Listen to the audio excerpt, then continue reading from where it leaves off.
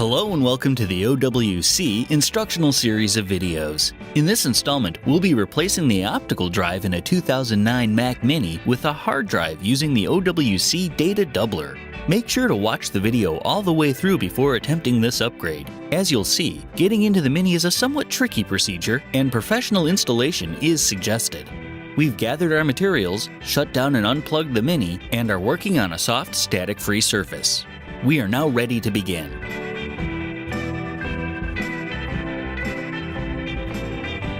To get inside, we first need to flip the Mini over. To loosen the clips holding the top cover on, you'll need a small bladed putty knife.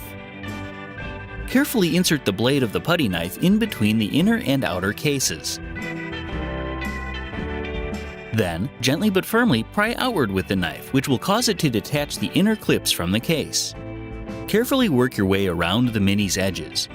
You'll hear a series of pops as the clips come free. Once you get to the rear of the Mini, the case should be separated enough that you can simply flip the Mini back over and lift the cover up and off. Inside, there are 3 antennas that need to be removed. The large antenna on the right has a small clip underneath which you'll need to squeeze to release.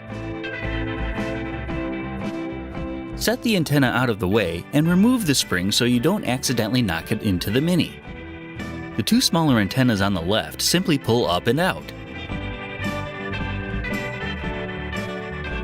The springs come away as well.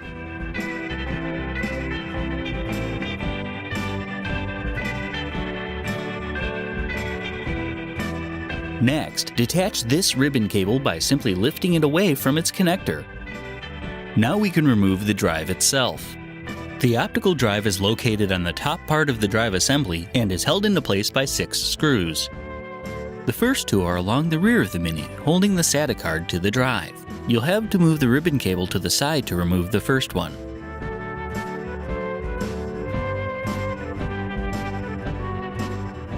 The next 2 are along the left side of the Mini.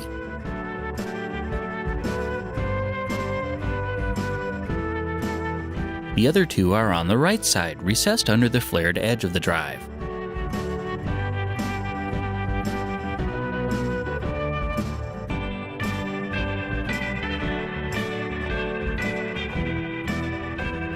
Once the screws have been removed, you can gently lift the front edge of the drive and slide it forward out of the carrier.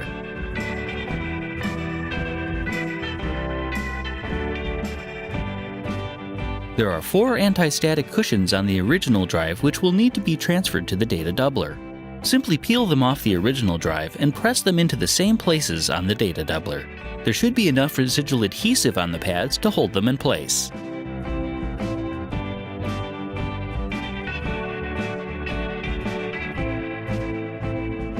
We can install any 2.5-inch platter-based or solid-state drive in the Data Doubler. For this installation, we're going to install an SSD. Line up the SATA connector on the drive with the socket on the Data Doubler and slide the 2 pieces together. Attach the drive to the Data Doubler through these 2 holes using the 2 thick Phillips screws that came with your kit. You may need to adjust the drive slightly so the screw holes align.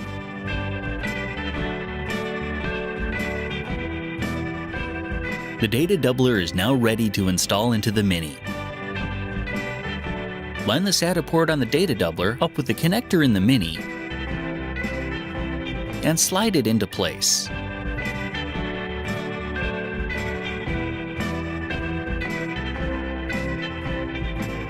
Next, replace the 6 mounting screws we removed earlier. You may have to adjust the drive slightly so the holes line up.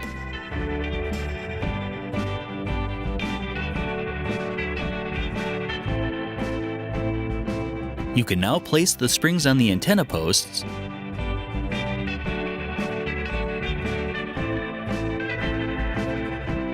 then attach the antennas themselves by pushing them into place and making sure the cables are positioned behind the clips.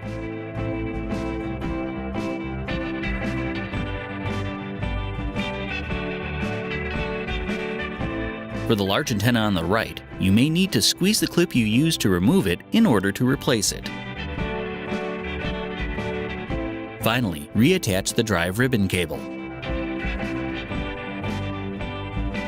You may now replace the top cover and push down evenly around all edges until it clips flush back into place.